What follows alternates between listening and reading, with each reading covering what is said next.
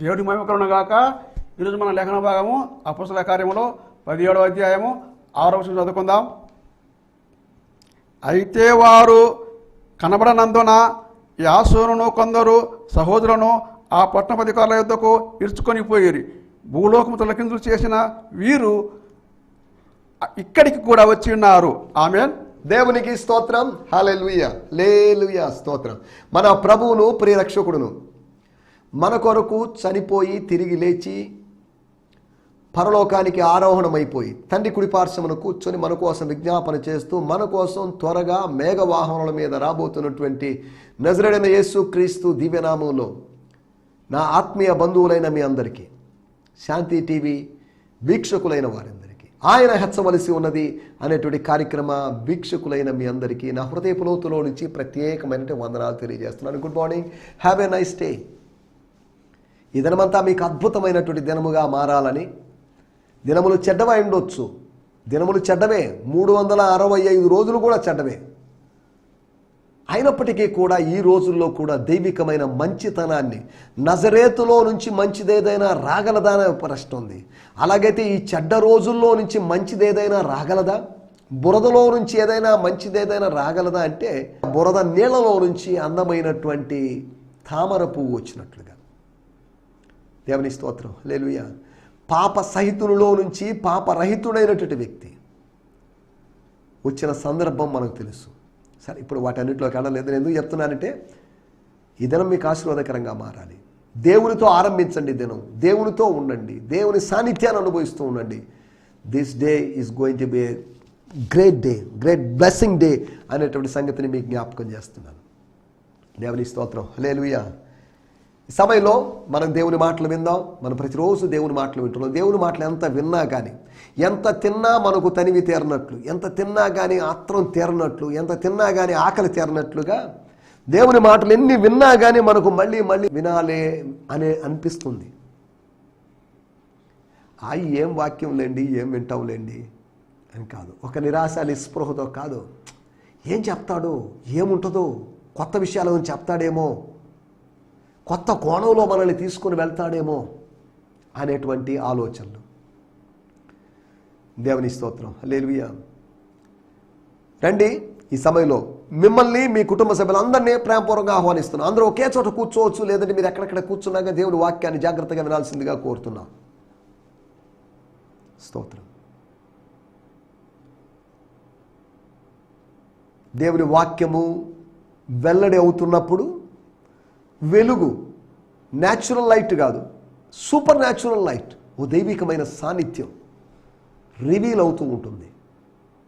దేవుని స్తోత్రం, హల్లెలూయా. కాబట్టి రెడీగా ఉందాం, మనల్ని మనం ప్రిపేర్ చేసుకుందాం. రండి, కళ్ళు మూసుకోండి, చిన్న ప్రార్థన చేసుకుందాం.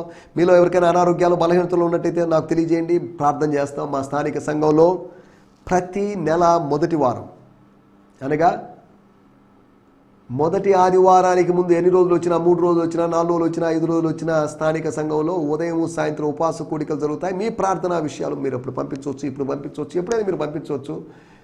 మీ ప్రార్థన రిక్వెస్ట్లు నాకు తెలిసిన కొంతమంది దైవజనులకి, విదేశీయులైన దైవజనులకి, అదే సమయంలో మా సహవాసంలో ఉన్న దైవజనులందరికీ, ఇంచుమించు 100కు పైగా ఉన్నటువంటి దైవజనులందరికీ తెలియజేస్తాను. వారు ప్రార్థన చేస్తారు. అనేకుల ప్రార్థన వలన మీ సమస్య పరిష్కరించబడుతుందని ప్రభువులో విశ్వసిస్తున్నాను. దేవుని స్తోత్రం. రండి, ఈ సమయంలో చిన్న ప్రార్థన చేసుకుందాం. కృపామయుడవైన మా దేవ, కనికర స్వరూపుడా, మీకు వందనాలు చెల్లిస్తున్నాం.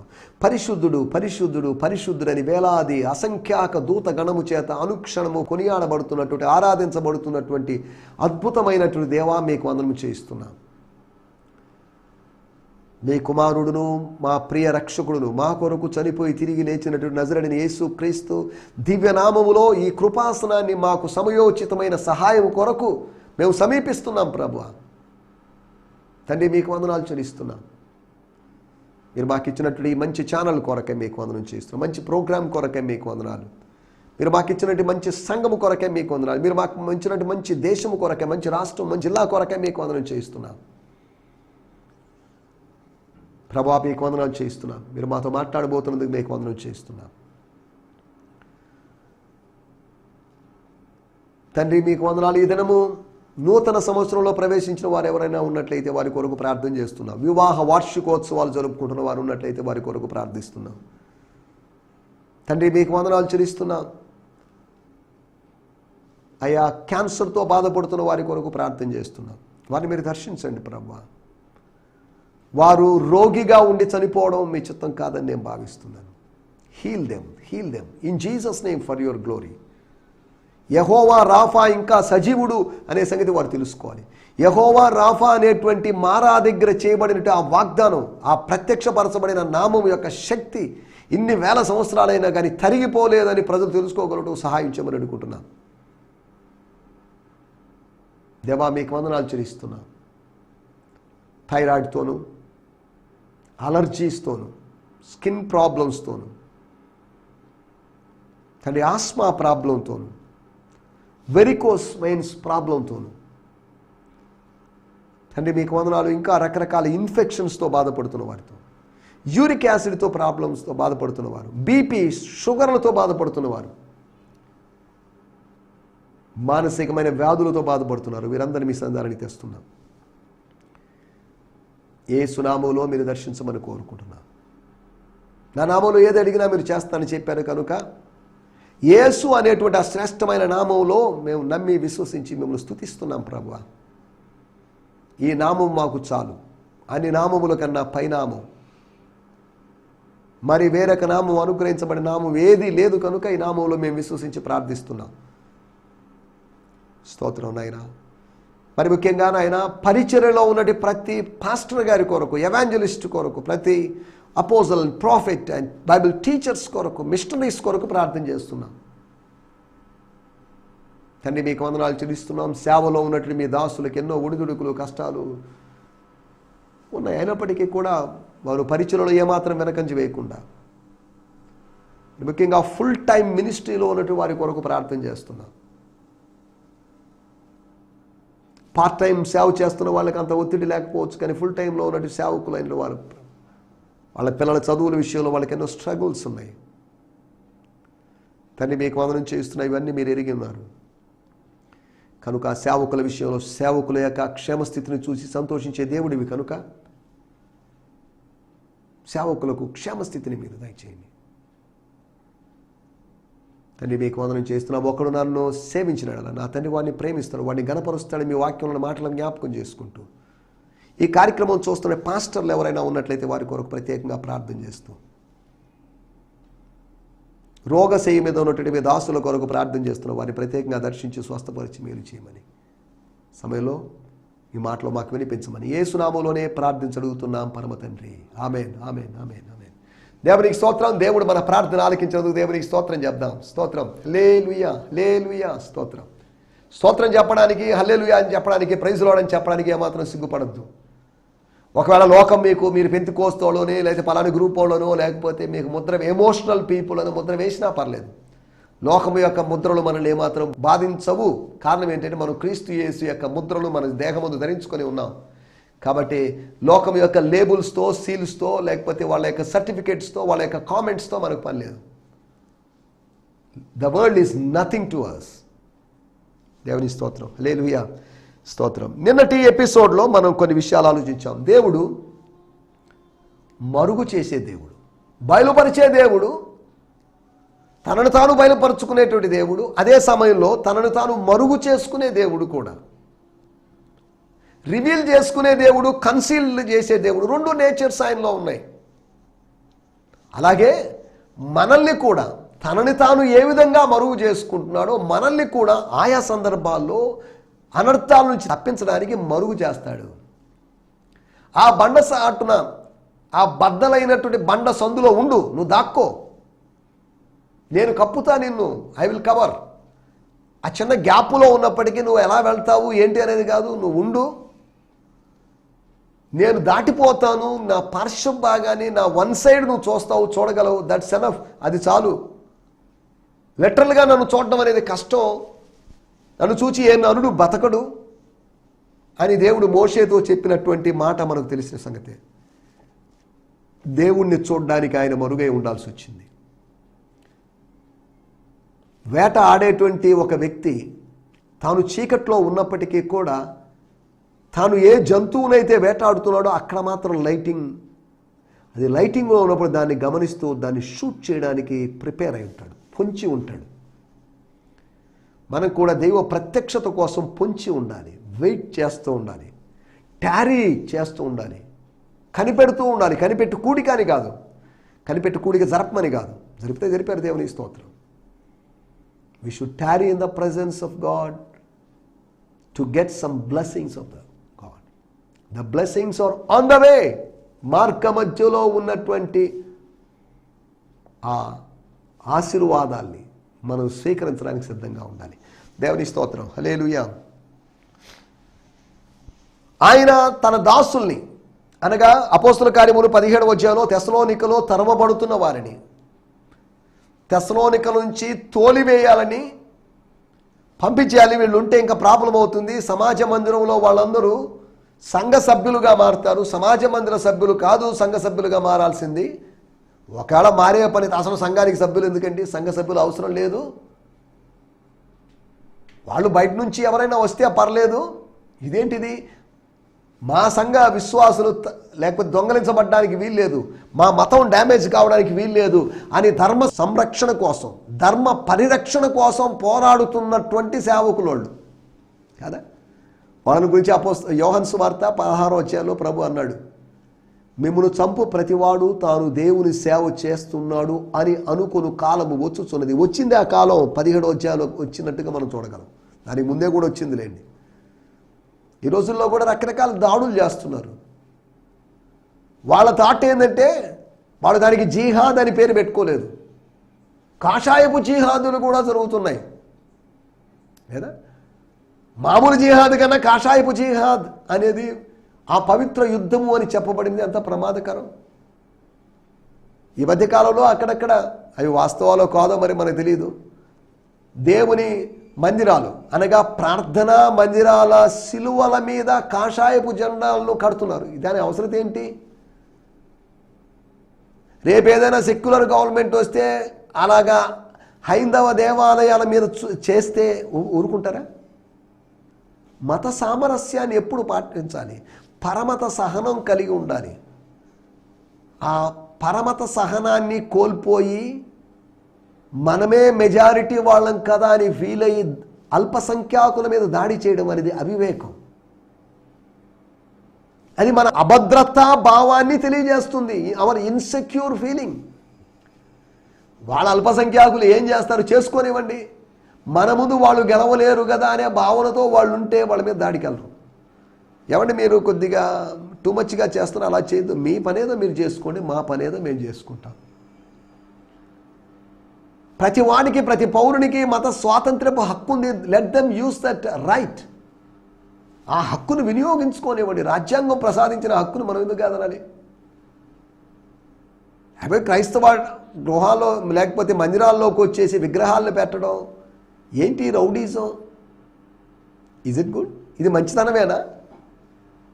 ఇదేనా సనాతన ధర్మం అని చెప్పబడినటువంటి చేయమని చెప్పిన పనులు? ఇటువంటి పనులు చేస్తున్నప్పుడు మతాన్ని ప్రశ్నించే అవకాశం ఉంది. క్రిస్టియన్ ఫెనాటిసిజం లేకపోతే క్రైస్తవ ఛాందసవాదం కూడా ప్రమాదకరమే. ఈశాన్య రాష్ట్రాల్లో ఉందట ఇది. ఎక్కడ జెండా ఎక్కడ ఎగరాలో అక్కడే ఎగరనివ్వండి, ఎక్కడ సిలువ ఉండాలో అక్కడ సిలువ ఉండనివ్వండి.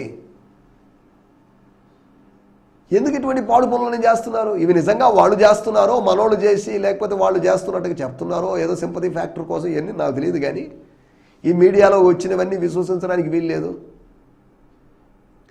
కొంతమందిని ఏదో కుర్రవాళ్ళని కర్రలతో కొడుతున్నట్లుగా కుక్కల్ని కొడుతున్నట్టు చావు బాదుతున్నారుగా. ఆ సందర్భం ఏదో కాదో మరి. క్రిస్టియన్ మీడియా అనేది కూడా కొన్ని పనికిమాలిన న్యూసెస్ అన్నీ ప్రాపగేట్ చేస్తుంది. కాబట్టి జాగ్రత్త. మనం వినేవన్నీ వాస్తవాలు కాదు, మనం చూసేవన్నీ వాస్తవాలు కాదు. వాక్యం మాత్రమే వాస్తవం. వాక్యాన్ని విశ్వసిద్దాం. రైట్, దేవుని స్తోత్రం.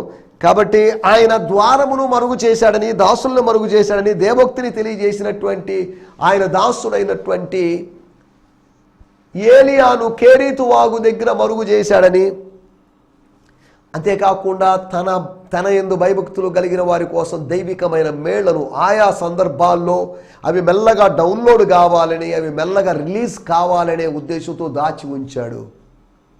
దాచి ఉంచడంలో ఆయనకు ఒక ప్రత్యేకమైన ఉద్దేశం ఉంది. అవి కంటికి కనబడకపోవచ్చు అన్ని జనులకి, అవి చెవి వెనకబడపోవచ్చు అన్ని జనులకి, అవి హృదయమునకు అన్ని జనులకు గోచరం కాకపోవచ్చు. కానీ ఆయన తన ఆత్మ ద్వారా, తన పరిశుద్ధాత్మ ద్వారా మనకు వాటిని బయలుపరుస్తాడు అని 1 కొరింథీ పత్రిక 2వ అధ్యాయంలో ఉంది. తర్వాత దైవికమైనటువంటి మార్గాన్ని మరుగు చేశాడు. ఎవరు కాలు పెట్టనటువంటి మార్గం అది, ఎవరు ఓపెన్ చేయనటువంటి ఒక మార్గం, తడిగా ఉన్నటువంటి మార్గం, లేదా పొడిగా ఉన్నటువంటి మార్గం, అటువంటి మార్గము ఒకటి ఉంది. ఆ మార్గాన్ని దేవుడు మరుగు చేశాడు. ఆ మార్గాన్ని మోషే మరుగు చేసి తన ప్రజలను ఆశ్చర్యపరచడానికి మోషే మరుగు చేసింది కాదు, అది దేవుడు మరుగు చేశాడు. దేవుడు మరుగు చేయగలడు. దేవుని స్తోత్రం. వీటి గురించి మనం నిన్నటి ఎపిసోడ్లో మాట్లాడుకున్నాం. రండి, ఈ దినం కొరకు ఏర్పాటు చేయబడిన లేఖన భాగము అదే మూల వాక్యము అనగా అపోస్తుల కార్యములు 17వ అధ్యాయము 6వ వచనాన్ని మనం చదువుకుందాం. స్తోత్రం. అయితే వారు కనబడనందున ఎస్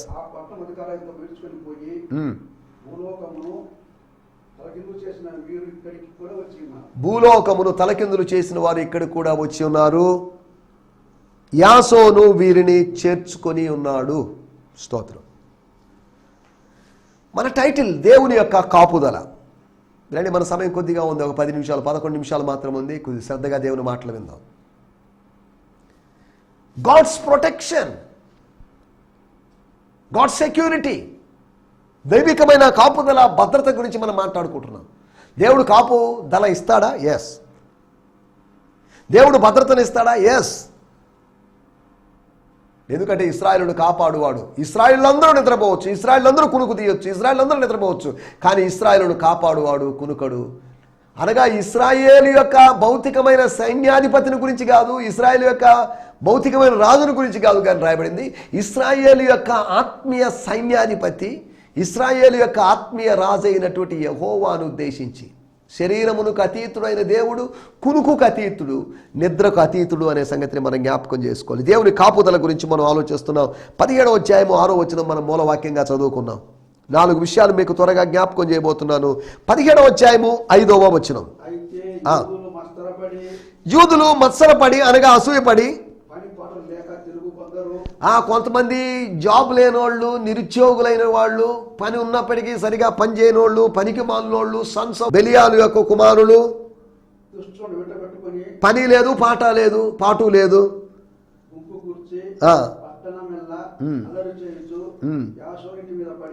ఈ మత్సరపడిన వాళ్ళు, పని పాటలు లేకుండా తిరుగుతున్న వారిని ఉద్దేశించి దుష్టులు వెంట పెట్టుకొని గుంపు కూర్చి వాళ్ళొక మీటింగ్ పెట్టి పట్టణమెల్లా అల్లరి చేస్తూ, తెసలోనిక పట్టణం అంతా అల్లరి చేస్తున్నారు, మొత్తం డిస్టర్బెన్స్ చేస్తున్నారు, కేకలేస్తున్నారు, నినాదాలు చేస్తున్నారు, ఏదో పిచ్చి కేకలేస్తున్నారు.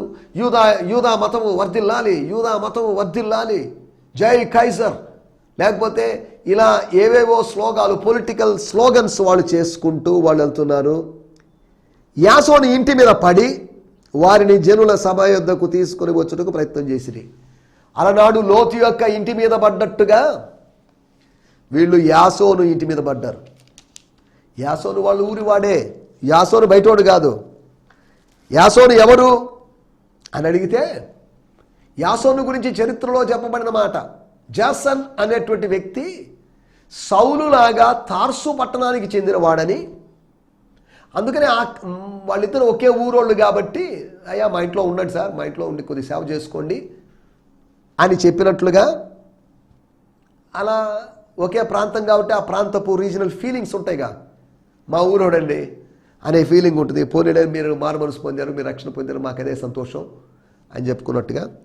Although not much about Jason is given here, he is known in the church history as Jason of Tarsus. తార్సువాడైన సౌలు అని చెప్పినట్టుగా తార్సువాడైనటువంటి Jason, who was one of the 70 apostles Jesus sent out and is named as one of Paul's ministry companions.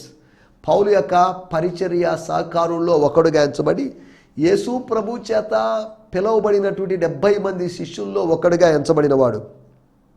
లూకా సువార్త 10వ అధ్యాయంలోను, అంతేకాకుండా రోమాపత్రిక 16వ అధ్యాయములో కూడా ఈ యాసోను గురించినటువంటి ప్రస్తావన ఉన్నట్టుగా చూడగలము. రోమాపత్రిక 16వ అధ్యాయము 1వ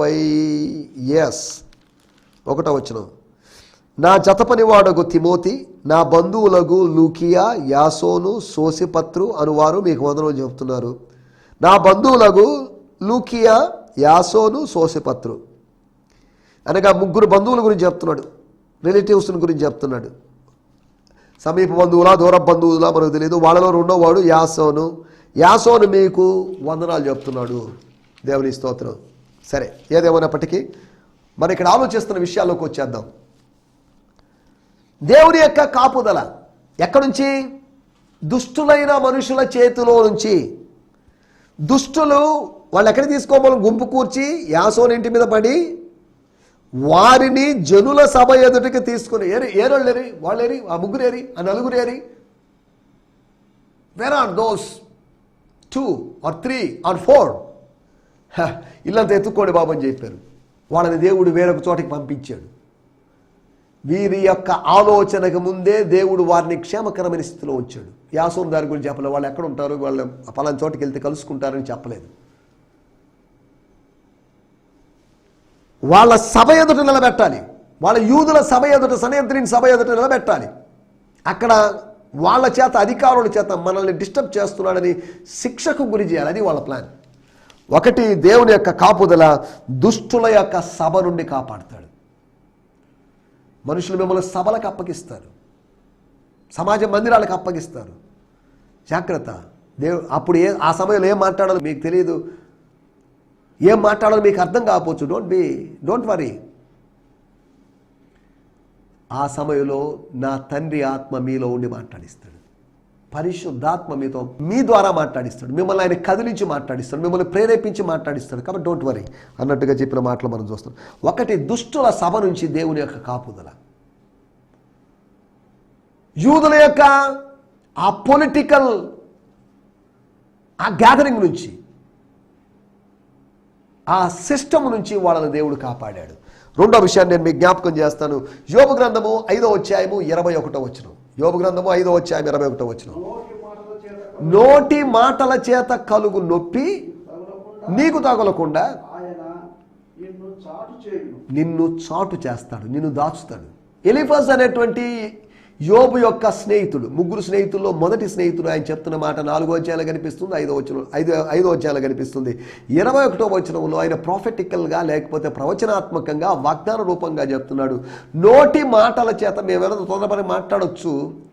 నేను కానీ, ఎలీఫజరు నేను కానీ, బిల్దదు కానీ, జోఫరు కానీ, ఎలీహు అనేవాడు కానీ, ఎవరైనా కానీ, ఎవరైనా కానీ మేము ఒకవేళ మాట్లాడినా మేము మిమ్మల్ని గాయపరచాలని మాట్లాడడం లేదు. నోటి మాటల చేత కలుగు నొప్పి నుంచి ఆయన నిన్ను చాటు చేస్తాడు.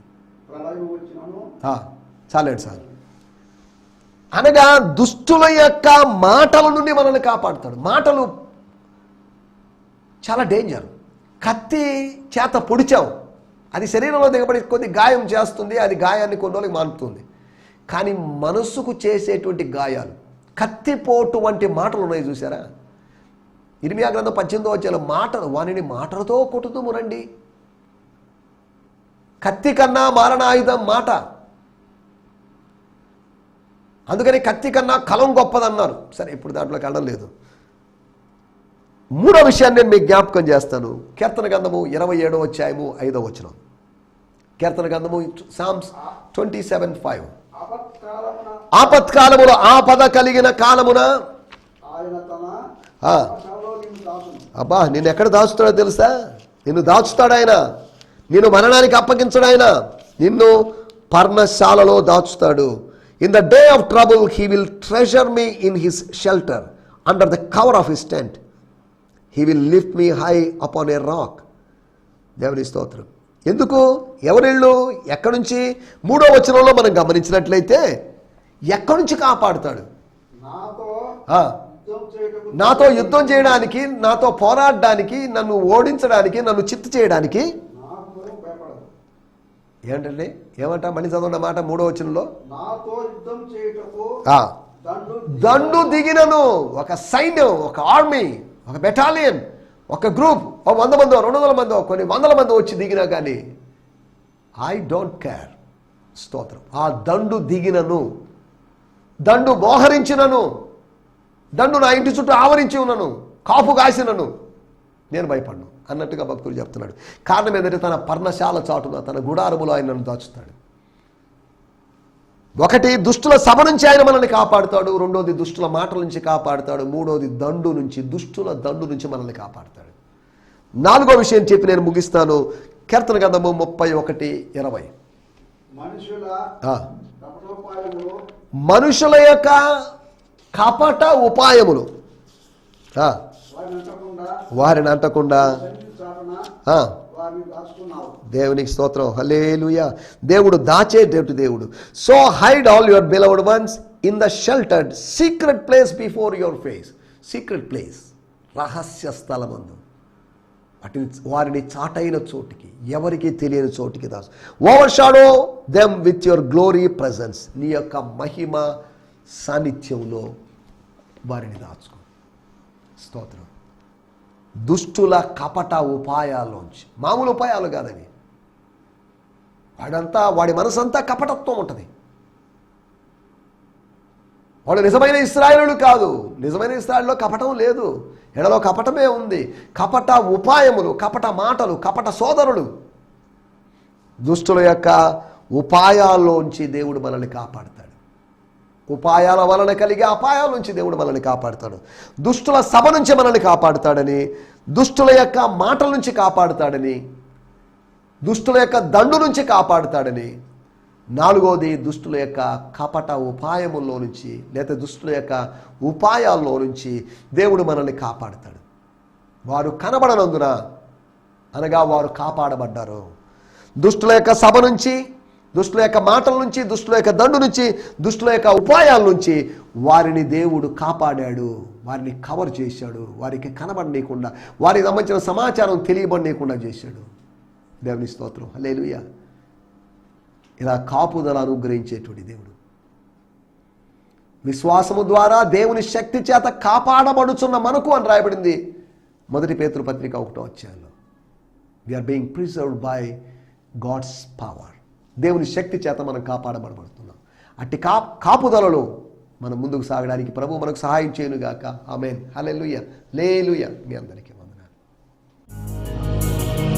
ఈ సందేశము మీకు ఆశీర్వాదకరంగా ఉందని నమ్ముచున్నాము.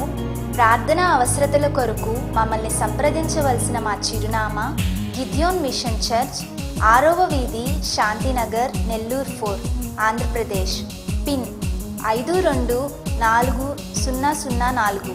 మా ఫోన్ నంబర్లు 7036443613 మరియొక నంబర్ 9392293010. మా ఈమెయిల్ ఐడి gfihmi2015@gmail.com. దేవుడు మిమ్మును ఆశీర్వదించునుగాక. ఆమేన్.